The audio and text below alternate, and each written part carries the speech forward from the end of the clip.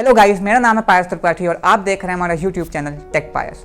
जब कभी भी आप एक नया स्मार्टफोन लेते हैं तो आप कुछ लोगों से एडवाइस लेते हैं और अक्सर आप लोगों को उन एडवाइस में यही मिला होगा कि आप लोग कभी सैमसंग का फ़ोन ना लें क्योंकि सैमसंग का फ़ोन बहुत हैंग करता है। लेकिन क्या आप लोगों को पता है इसका एक्चुअल रीज़न क्या है? आखिर सैमसंग का फ़ोन हैंग क्यों करता है? इतना कॉस्टली भी होता है, सारी चीज़ें उसमें बेस्ट प्रोवाइडेड भी होती हैं, कैमरा क्वालिटी भी अच्छा होता है, रैम रोम सारी चीज़ें अच्छी होती हैं जैसे बाकी स्मार्टफोन्स की होती हैं, लेकिन फिर भी क्यों मना किया जाता है सैमसंग के स्मार्टफोन्स को लेने के लिए? आखिर क्या कारण है इसके हैंग होने का?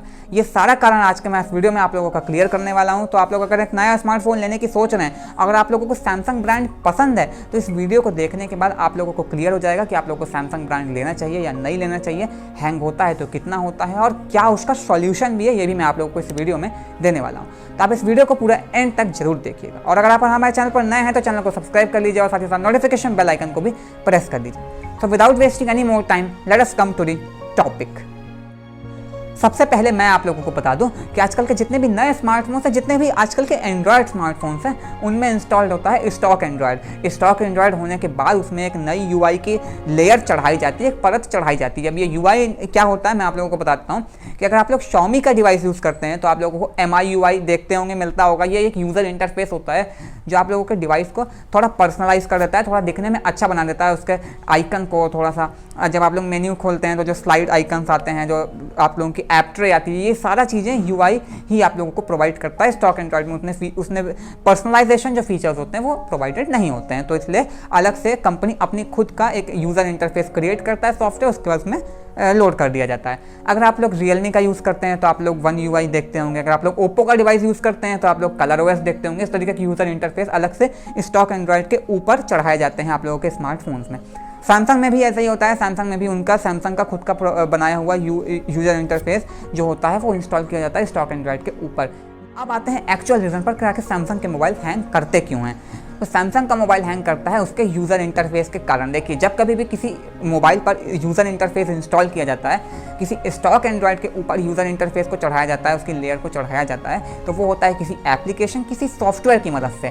और जब कभी भी आप किसी सॉफ्टवेयर को इंस्टॉल करते हैं किसी मोबाइल पर, चाहे वो यूज़र इंटरफेस का क्यों ना हो, चाहे गूगल प्ले स्टोर से हो या चाहे किसी भी अदर सोर्सेज से हो, वो जब रन करता है तो हमारे मोबाइल में एक कैश डेटा नाम का फोल्डर होता है। आप लोगों को मोबाइल की स्क्रीन पर दिख रहा होगा, यहाँ पर कैश डेटा नाम का फोल्डर बना हुआ है। ये कैश डेटा काम क्या करता है कि जो एप्लीकेशन रन करते हैं उनका डेटा स्टोर कर लेता है कैश डेटा, और जब दोबारा या थर्ड टाइम जितनी भी बार आप उस ऐप को खोलते हैं वापस से, तो आप लोगों का जो डेटा कैश डेटा में स्टोर रहता है वो उसको प्रोसेस करने में मदद करता है, उस ऐप को जल्दी ओपन करने में मदद करता है, क्योंकि ऑलरेडी वो डेटा स्टोर किया रहता है। और यही सेम काम होता है यूज़र इंटरफेस के साथ भी, क्योंकि यूज़र इंटरफेस भी एक एप्लीकेशन है, एक सॉफ्टवेयर ही है जो स्टॉक एंड्रॉयड के ऊपर चढ़ाया गया है, तो वो भी उसका भी डेटा कैश डेटा स्टोर कर लेता है। और बार बार आप लोग अपने मोबाइल को ओपन करते हैं, यूज़ करते हैं, तो नॉर्मल यूजेस होते ही हैं, तो बार बार वो प्रोसेस करता है और कैश डेटा धीरे धीरे फिल होने लगता है। आप क्लियर तो करते हैं लेकिन फिर भी यूज़र इंटरफेस तो कहीं जा नहीं सकता। बाकी आपको तो आप अनइंस्टॉल कर सकते हैं, इसको तो आप अनइंस्टॉल कर नहीं सकते क्योंकि ये तो बिल्ट इन सॉफ्टवेयर है,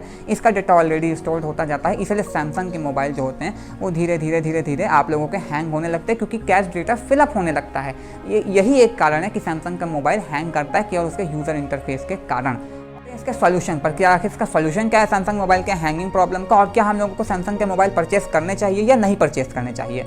तो जो इसका सॉल्यूशन है, पहला तो ये है कि आप लोग 6 महीने 7-8 महीने बाद आप लोग अपने मोबाइल को एक बार रीसेट कर लीजिए, एक बार फॉर्मेट कर लीजिए, तो वापस से वैसा मोबाइल आप लोगों को मिल जाएगा। जितना भी कैश डेटा होगा वो रीसेट होने के बाद पूरा क्लियर हो जाएगा और उसको भरने में काफ़ी टाइम लग जाएगा। तो एक तो हैंगिंग प्रॉब्लम आप लोगों की इस तरीके से दूर हो गई।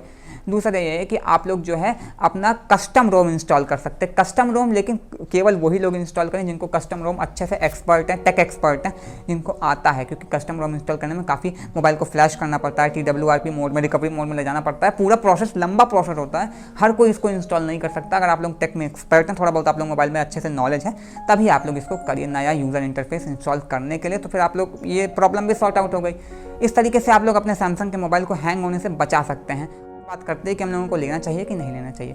तो सैमसंग के मोबाइल बिल्कुल नो डाउट बहुत अच्छे होते हैं और आप लोगों को इसको परचेस करना चाहिए। केवल एक ये हैंगिंग प्रॉब्लम है जो हर डिवाइस में आती है, ऐसा नहीं कि सैमसंग के मोबाइल में ही आती है, हर डिवाइस में आती है। आप किसी भी कंपनी का मोबाइल ले लीजिए, जितनी चाइनीज कंपनी है, इंडियन कंपनी है, जितने भी ले लीजिए, सारे डिवाइस में एक समय पर ये प्रॉब्लम आती है क्योंकि सभी में यूज़र इंटरफेस इंस्टॉल्ड होता है। केवल सैमसंग में ही ऐसा नहीं है, बस सैमसंग में ये है कि थोड़ा वो जल्दी कैश डेटा स्टोर करने लगता है, थोड़ा जल्दी हैंग करने लग जाता है। लेकिन इसके कारण आप सैमसंग का फ़ोन ना लें, ये बिल्कुल सही बात नहीं है। अगर आप लोग एक सैमसंग का फ़ोन लेने की सोच रहे हैं तो बिल्कुल लीजिए, थोड़ी सी प्रॉब्लम आएगी, 7-8 महीने बाद आप एक बार रिसेट कर लीजिएगा। और वैसे भी आप कोई भी डिवाइस लें, कोई भी कंपनी का मोबाइल लें, आप लोग रिसेट तो करते ही हैं, साल भर बाद करते हैं, 2-3 महीने पहले करना पड़ेगा और कोई प्रॉब्लम नहीं है। सैमसंग के मोबाइल में रैम भी अच्छी क्वालिटी का रहता है, कैमरा भी नो डाउट बहुत अच्छा रहता है, सारे हार्डवेयर सब कुछ अच्छा रहता है, केवल थोड़ा सा ये प्रॉब्लम रहती है तो इसका कैश डेटा जल्दी स्टोर होने लग जाता है।